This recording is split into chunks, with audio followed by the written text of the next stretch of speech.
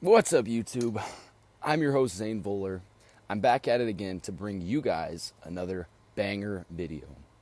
So, this past weekend, I had spent some time with my good pals over at Danny Jams, and I was really prompted to write about a subject that I feel passionately about because I was anticipating having a co-host with me on this video. However, plans fell through, things happened. You know how life is.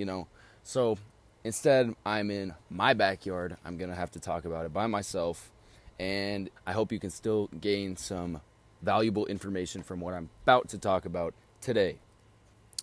Today, my subject is called Being Original is Hard When Everyone Wants to Be So Curated and So Niche. Here's my cheat sheet.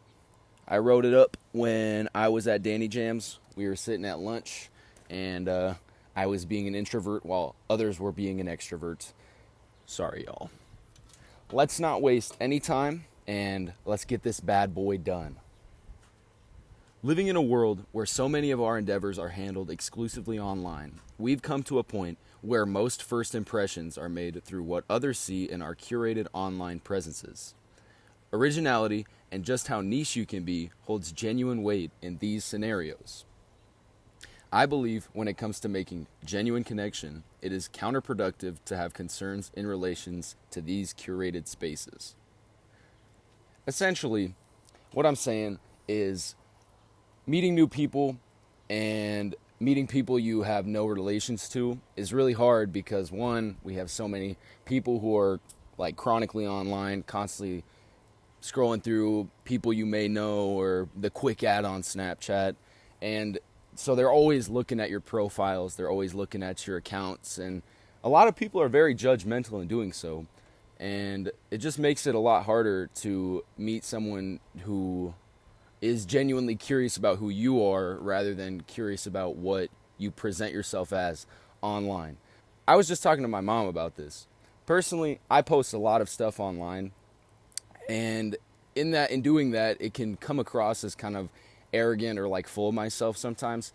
At least I kind of have some internal thoughts of that. But in all reality, I most of the time I just post what's the most genuine and the most true to myself. I don't want to like curate myself in that scenario, I guess. Streaming services, smartphones, and indifference to obvious warning signs have turned spaces intended for connection and collaboration into popularity and originality contests. Personally, I've spent all too much time worrying about trivial matters when meeting new people, letting music tastes and how photogenic someone is get in the way of moving past surface level connection. However, in the forming of one very significant friendship in my life came some much needed intervention. What I realized is that online connectivity grazed the area between the content of one's character and the content of one's social presence.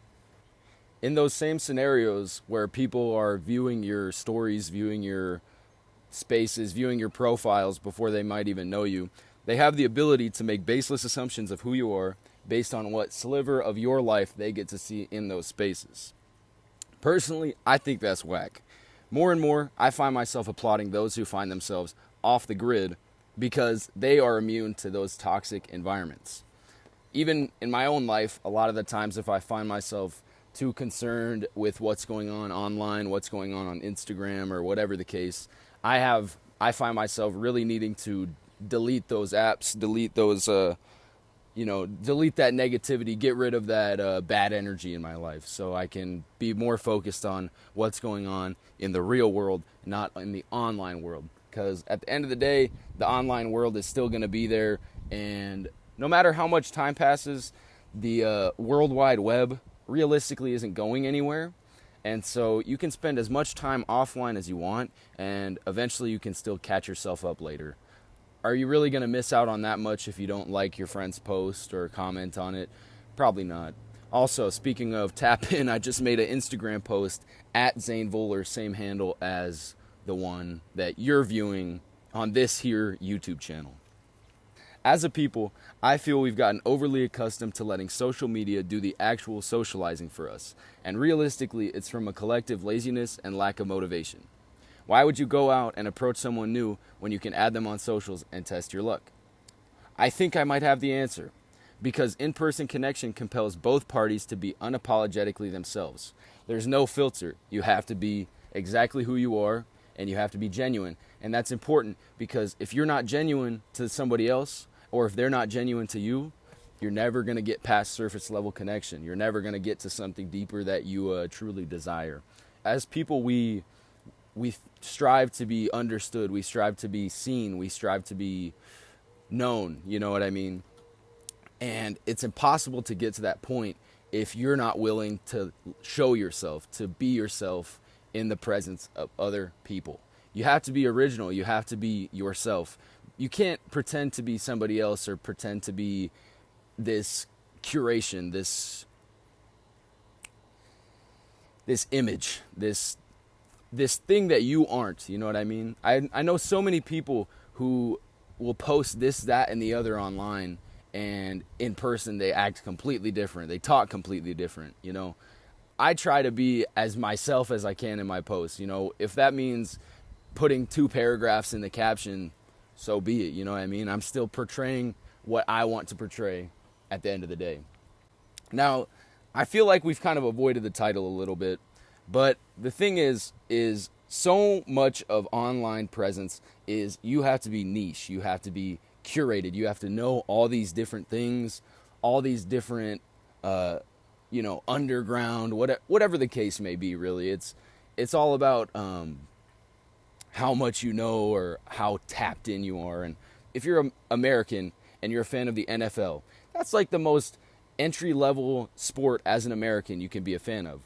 But if you're passionate about it and you love what you love, who the hell cares how original it is? Who the hell cares how many people are fans of the NFL, right? I'm a huge fan of the NBA, and for the longest time, I never even had a favorite team. I just like to watch the game because basketball is cool to watch, you know?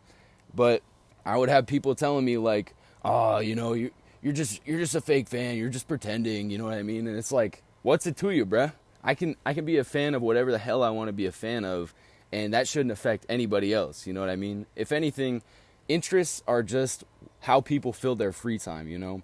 They're not who they are. It doesn't determine what that person's value is. I mean, by all means, there's some things that are pretty out there that I try to not associate myself with. Everyone's got free will, so you're going to have to do what you want to do. I have a couple of questions that are going to prompt you, the viewer, to hopefully think. I was planning on having a co-host, as I said, but they couldn't make it. We got a little busy. Here's some of my questions. Have social media platforms ever affected your personal relationships? How do you connect deepest with other people? How can too much social media negatively affect your life? Why do you think people are so concerned with originality?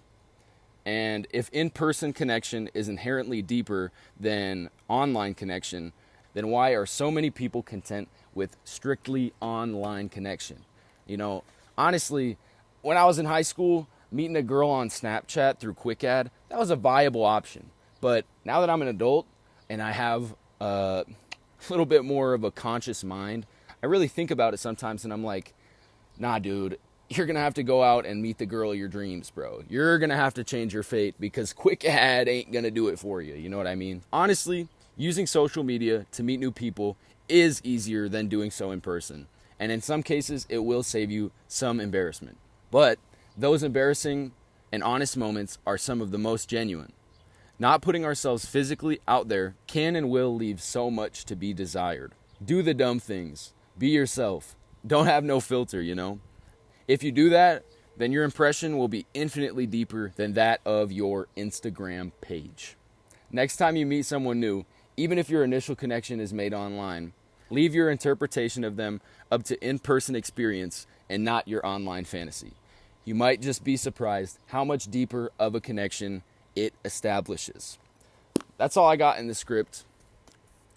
But I want everybody to know that whatever slice of pop culture or different interests, hobbies that you guys have, do them with your entire heart of hearts. Do them with every fiber of your being.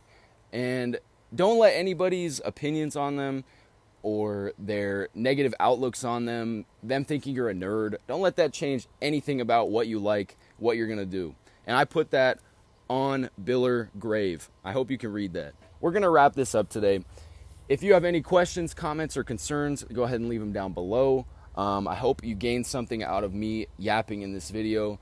I just wanted to come on here today, bring you guys some valuable information because it matters to me, and I hope it matters to you. I will see you in the next one. I better, at least. Make sure you check out my how to fix your 1990s home stereo system video. I spent a lot of time working on it, and a whole lot of external storage was taken up in rendering and exporting that video file. Subscribe to the Zane Voller YouTube channel. Check out the Zane Voller Instagram page. I just made a post there. And I'll see you in the next one. Take care of yourself. Bye.